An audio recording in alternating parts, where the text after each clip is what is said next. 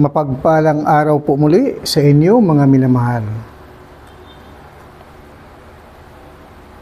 Ipagpatuloy po natin ang paghatid ng Ebanghelyo ni San Juan at ang ating tatalakayin ay Juan Kapitulo 19, versikulo 1 hanggang 27. At ang ating paksa, ipinako si Jesus sa krus. At ito'y ating babasahin. Kaya ipinakuha ni Pilato si Jesus at ipinahagupit. Ang mga kawal ay kumuha ng halamang matinik, ginawang korona at ipinutong kay Jesus. At sinuotan siya ng balabal na purpura o kaya damit na kulay obe. Isa't isa'y lumalapit sa kanya at ang wika, "Mabuhay ang hari ng mga Hudyo." At siya'y pinagsasampal o pinagsusuntok. Lumabas uli si Pilato at sinabi sa kanila, "Ihaharap ko siya sa inyo upang malaman ninyo na wala akong makitang kasalanan niya." At inilabas si Jesus na may koronang tinik at balabal na purpura o kulay obe. Sinabi sa kanila ni Pilato, "Narito ang tao." Pagkakita sa kanya ng mga punong saserdote at ng mga bantay, sila'y sumigaw, "Ipako siya sa krus! Ipako sa krus!" Sinabi ni Pilato, "Kunin ninyo siya at kayo ang magpako sa kanya. Wala akong makitang kasalanan niya." Sumagot ang mga Hudyo, "Ayon sa aming kautusan, ay nararapat siyang mamatay sapagkat siya ay nagpapanggap na anak ng Diyos." Lalong natakot si Pilato nung marinig ang mga pananalitang ito. At tinanong si Jesus, "Taga saan ka ba?" Subalit hindi tumugon si Jesus. "Ayaw mo bang makipag-usap sa akin?" ani Pilato. "Hindi mo ba alam na maaari kitang palayain o ipapako sa krus?"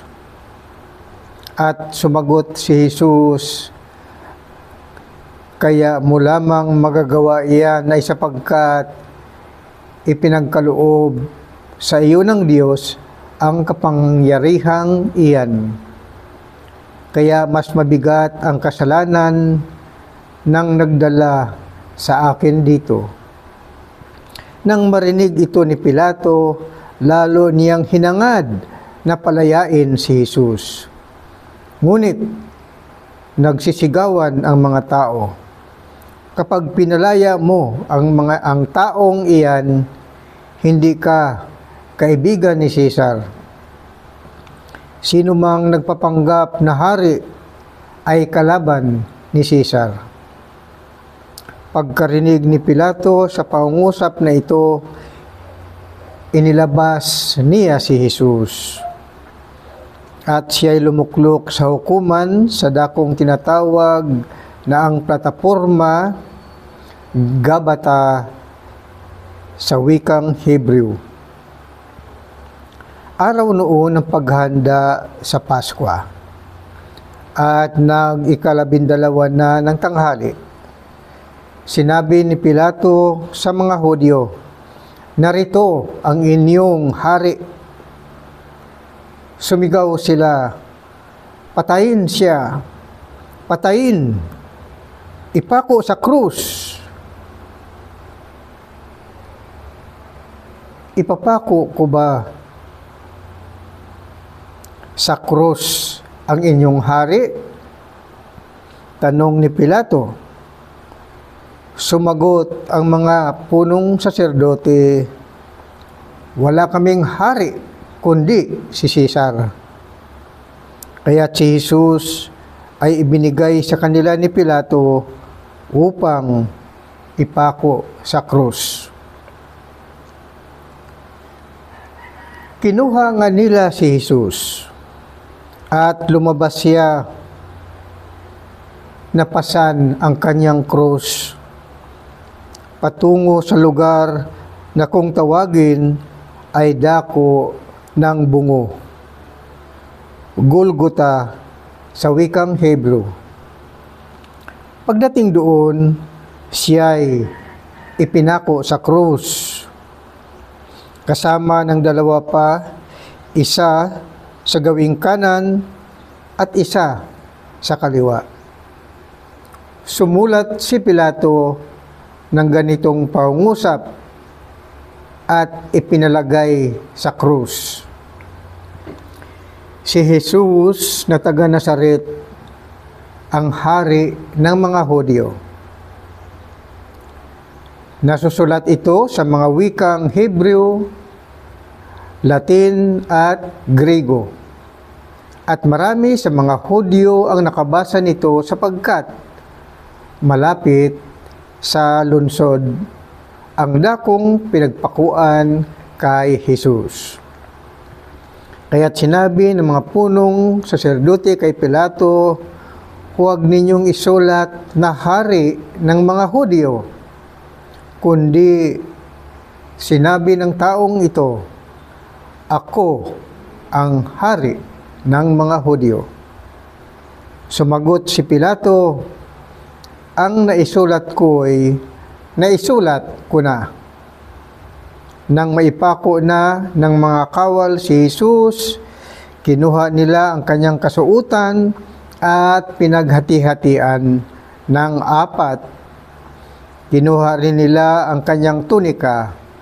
Ito'y walang tahi at hinabi ng buong mula sa itaas hanggang sa ibaba.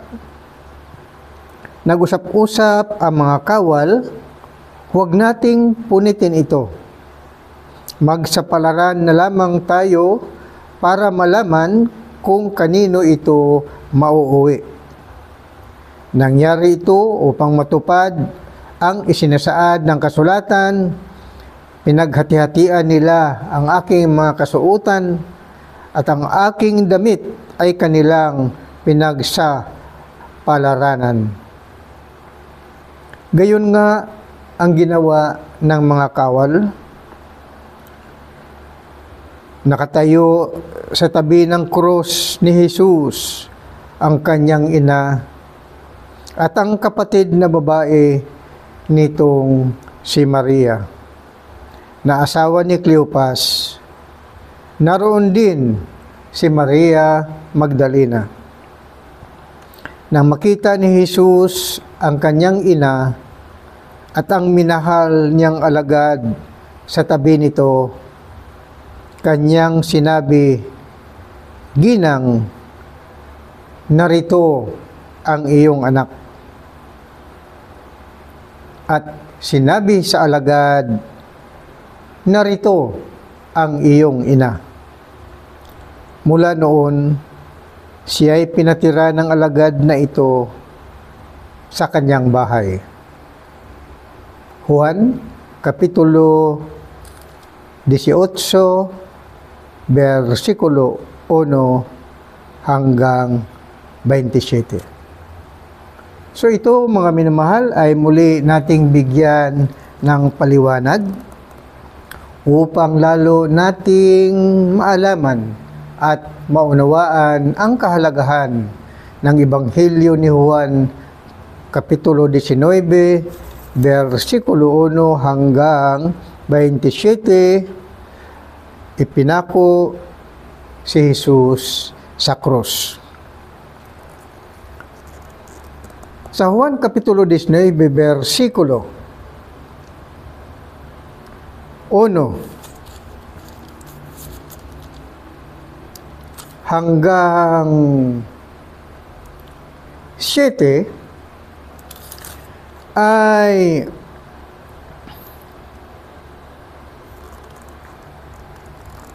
nalitis na si Jesus sa harapan ni Pilato. Ngunit sa damdamin ni Pilato, si Jesus ay walang kasalanan at hindi siya narapat na magbigay ng paghatol dahil ang mga Hudyo ay may sariling kautusan. Ngunit dahil sa pinagpupumilit ng mga Hudyo kay Pilato na kailangang hatulan ng kamatayan si Jesucristo sa pamamagitan ng pagpako sa Kanya sa krus.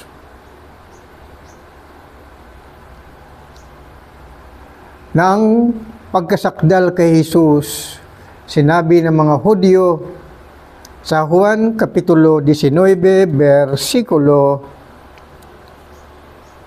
6, pagkakita sa kanya ng mga punong saserdote at ng mga bantay, sila'y sumigaw, "Ipako siya sa krus! Ipako sa krus!" Sinabi ni Pilato, "Kunin ninyo siya at kayo ang..."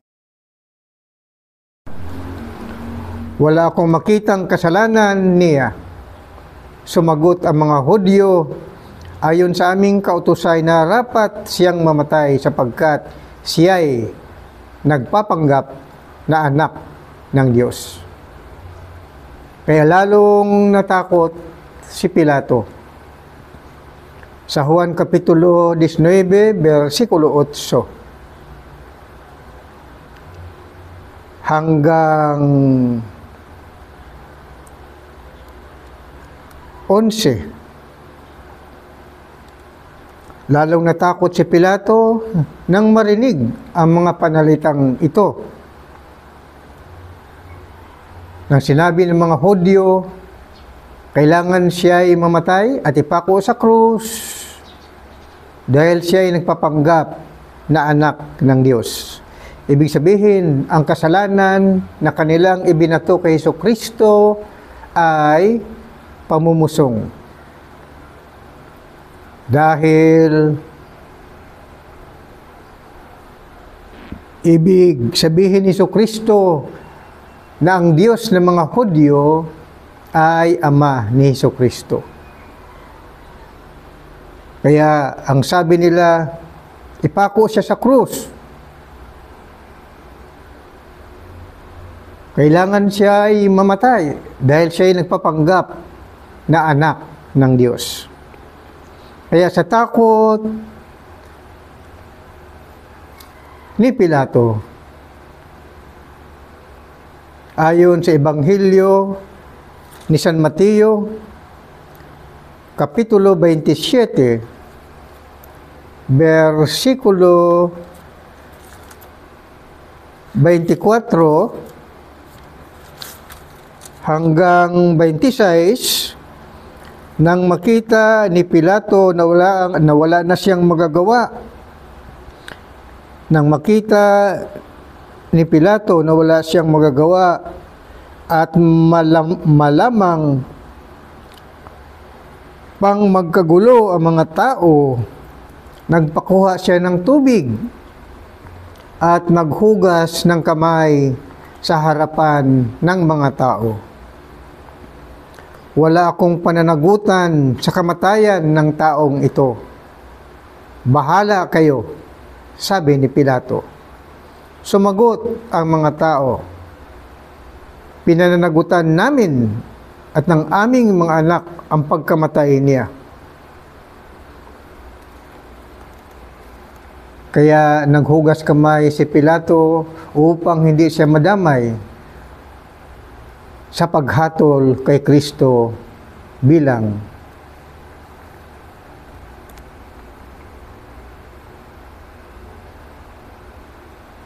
sa pagpako sa krus at hanggang kamatayan nito.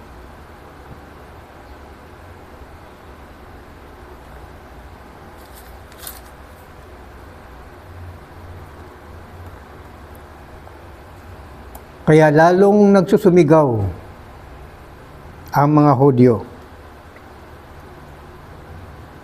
Ang sabi nila sa Juan Kapitulo 19, versikulo 12 hanggang 13, nang marinig ito ni Pilato, lalo niyang hinahangad na palayain si Jesus. Ngunit nagsigawan ng mga tao, kapag pinalaya mo ang taong iyan, hindi ka kaibigan ni Cesar. Sino mang nagpapanggap na hari ay kalaban ng Cesar. Pagkarinig ni Pilato sa pangungusap na ito, inilabas niya si Jesus at siya'y lumuklok sa hukuman sa dakong tinatawag na plataporma, Gabata sa wikang Hebreo. Sumigaw ang mga Hudyo.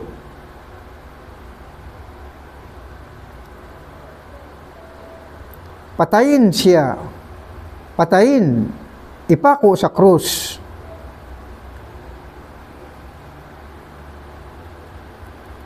Kaya sumagot si Pilato, ipapako ko ba sa krus ang inyong hari? Sumagot ang mga punong saserdote, wala kaming hari, kundi ang Cesar. Kaya si Jesus ay ibinigay sa kanila ni Pilato upang ipako sa krus.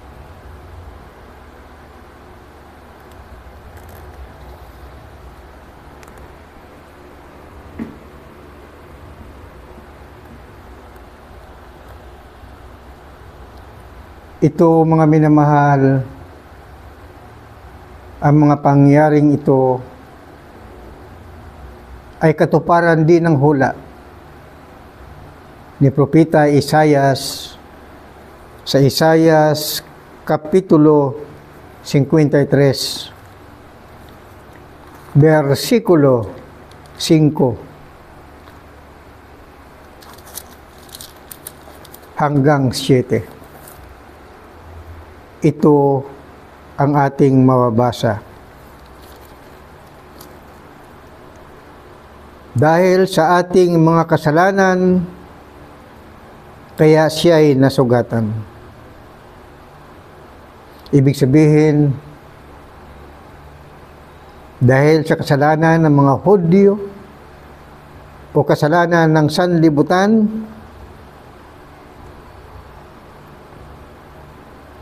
si Jesucristo ay sinugatan. Siya ay binugbog dahil sa ating kasamaan. Tayo ay gumaling dahil sa pahirap na tinamo niya. At sa mga hampas na kanyang tinanggap, tayong lahat ay parang mga tupang naligaw. Nagkanya-kanya tayo ng lakad, ngunit inibig ni Yahweh na sa kanya ipataw ang parusang tayo ang dapat tumanggap. Siya ay binugbog at pinahirapan, ngunit di tumutol kahit kamuntiman. Tulad ay korderong hatid sa patayan, parang mga tupang hindi tumututol kahit nagupitan, ni hindi umimik kahit gaputok man. Si Jesucristo ang kordero ng Diyos na nag-aalis ng kasalanan ng sanlibutan. Ang hatol sa kanya upang siya ipako sa krus. At siya ay binugbog, nasugatan, habang siya ay ipinako sa krus, pinagbubugbog siya. Nang sabi nga ni Propeta Isaias, nasa halip na tayo ng mga kasalanan ang mabugbog, siya ang nagdusa, siya ang binugbog. Nasa halip na tayong mga makasalanan ang masusugatan, ngunit si Jesucristo na walang kasalanan, siya ang nasugatan, siya ay pinagsasampal, siya ay pinagsusuntok, kinukutya, hinahampas hanggang masugatan. Ganun ang pagtitiis ng Panginoon Jesucristo kung papaano niya tinubos ang kasalanan ng sanlibutan. Siya ang nagdusa sa halip na tayong mga tao na mga makasalanan. Sa kanya ipinataw ang parusang tayo ang dapat tumanggap. Isaiah 53:8. Ganito mga minamahal, ang kaganapan ng hula tungkol sa Panginoong Hesukristo. Kaya nga, ang pagkapako sa krus ni Hesukristo, pinasan niya ang kanyang sariling krus hanggang doon sa dako ng bungo o doon sa bundok ng Golgota. Ang kanyang pinasang krus ay gayon din doon siya ipapako. Napakatindi, mga minamahal. Ang kalungkutan, ang pasakit na tinanggap ni Kristo.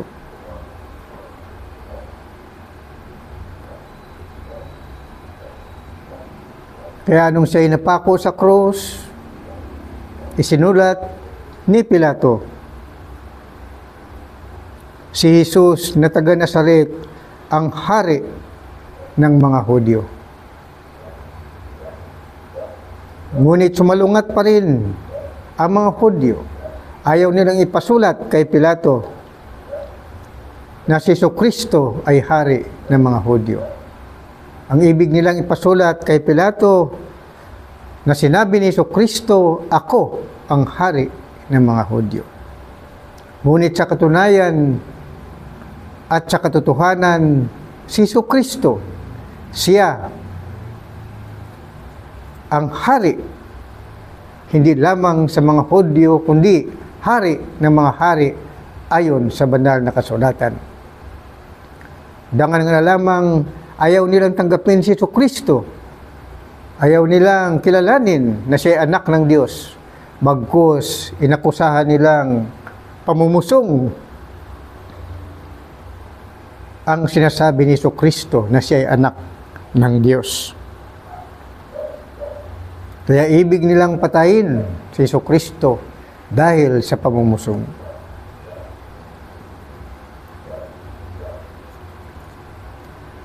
Na kahit nang mapako na sa krus si Jesucristo, sa Juan Kapitulo 19, versikulo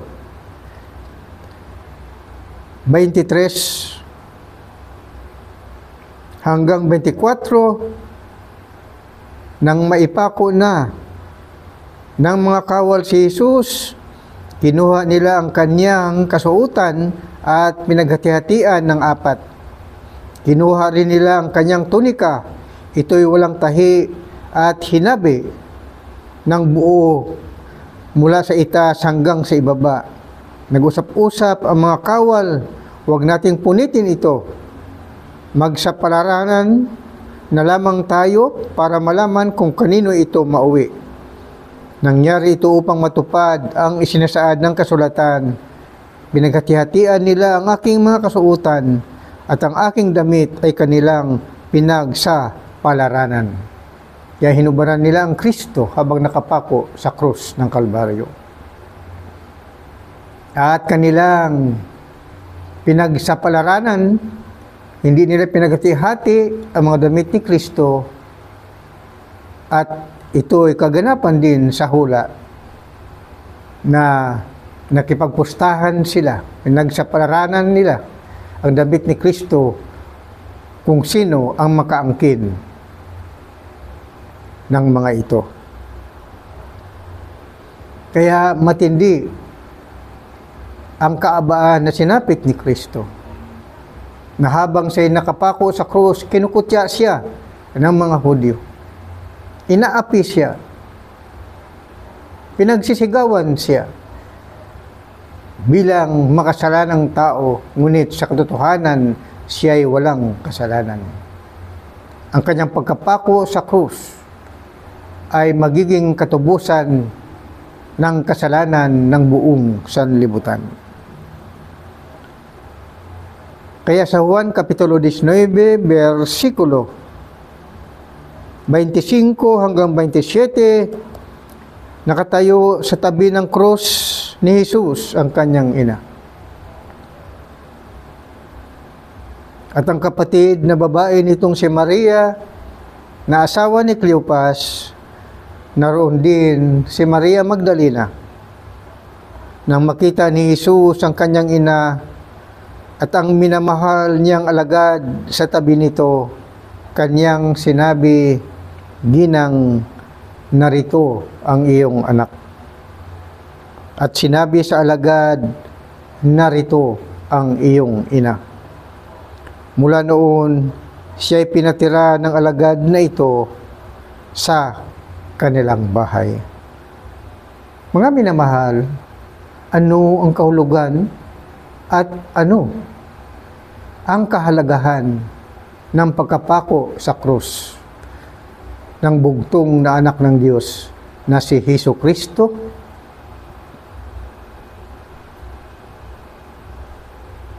Ayon kay Apostol San Pablo sa 1 Korinto Kapitulo 2, versikulo 1 hanggang 9, ay ganito ang ating mababasa.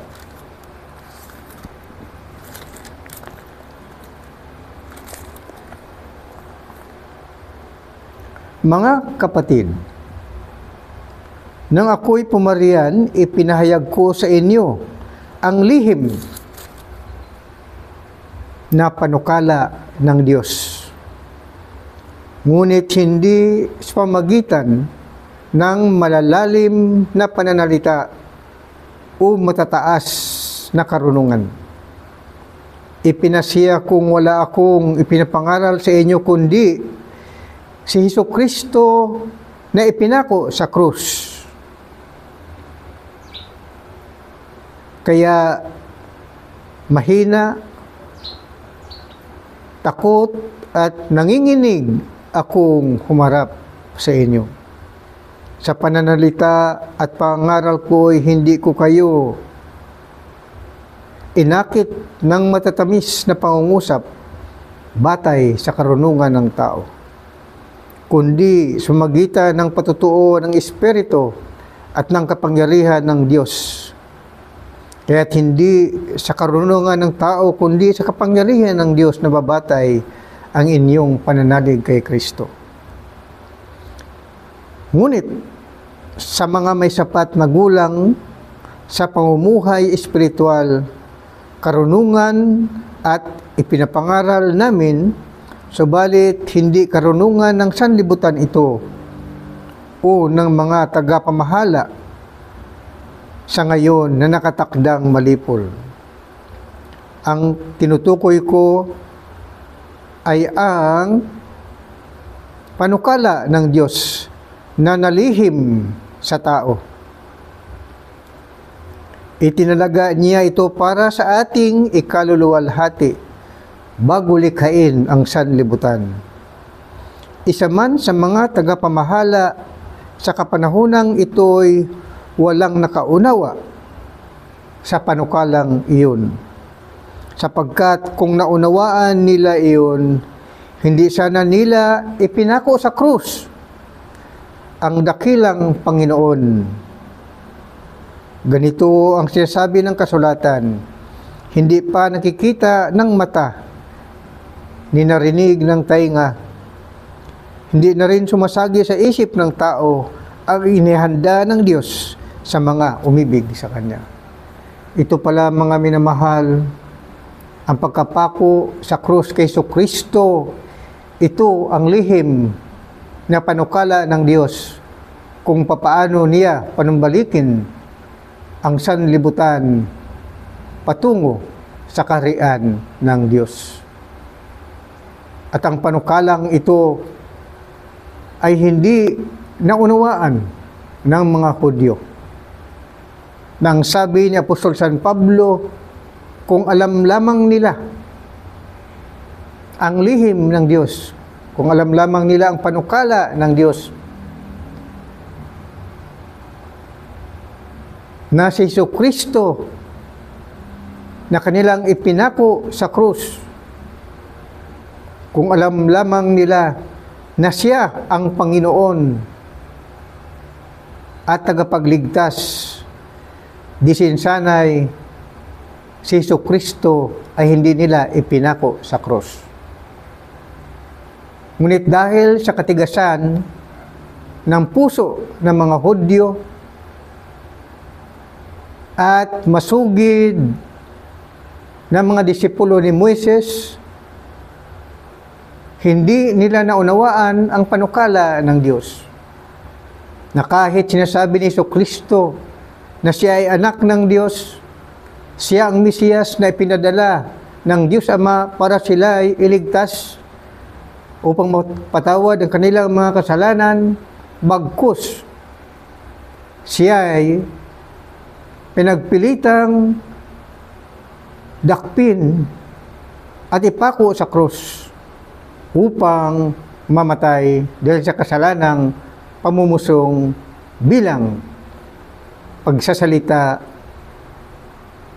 na siya ay anak ng Diyos. Ito ang nagiging dahilan, ang kawalan nila ng panampalataya. Nagpaliwanag si Jesucristo sa kanila na siya ay isinugo ng Ama upang sila ay bigyan ng buhay na walang hanggan. Ngunit, naggalit sila ng tinawag ni Jesucristo na ang kanilang Diyos, ang Diyos ng Israel, ay Ama ni Jesucristo. Kaya inakusahan siya ng pumusong at ibig nilang patayin si Jesucristo sa magitan ng pagpako sa krus ng Kalbaryo. Kaya mga minamahal, maswerte tayo na tayo ay sumampalataya na sa magitan ni Jesucristo tayo ay nagkaroon ng karapatan na magiging mga anak ng Diyos.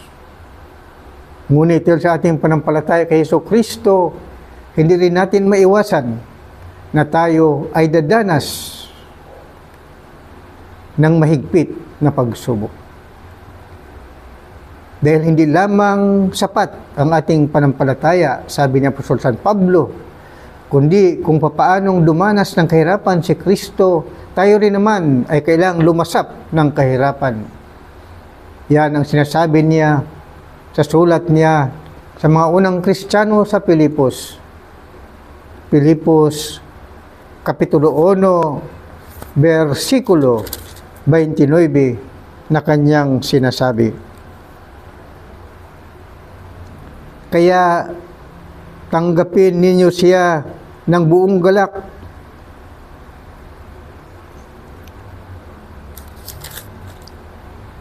Pilipos, Kapitulo 1, versikulo 29 na sinasabi, ipinagkaloob niya sa inyo ang karapatang makapaglingkod kay Kristo. hindi lamang ang panampalataya o pananalig sa Kanya, kundi ang magtiis din naman dahil sa Kanya. Kaya mga minamahal, huwag kayong magtaka kung bakit tayo ay dadanas ng mga pagsubok at mga pagtitiis. Dahil pinagtiisan ni Jesucristo ang mga pang-aapi sa Kanya, ang pagduhagi sa Kanya, ang pagpamaltrato sa Kanya habang siya ay nakapako sa krus. Kung papaano dumanas ng hirap si Kristo, daranas din tayo ng mga kahirapan.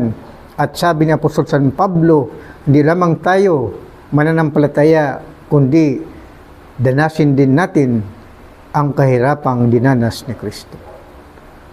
Mga minamahal, ito hindi natin dapat kaya takutan. Dahil handa ang Panginoong Jesucristo na tayo itulungan sa ating kahinaan at sa ating kahirapan. Sa magitan ng ating panampalataya, darating ang ating kaligtasan sa takdang panahon. Magandang araw po sa inyong lahat. Ito muli ang inyong abang lingkod, Pastor Absalom Nabadon Jr. Ipinapangaral ang Ebanghelyo ni San Juan. Kapitulo 19, versikulo 1 hanggang 27. God bless us all. Praise God. Hallelujah. Amen and amen.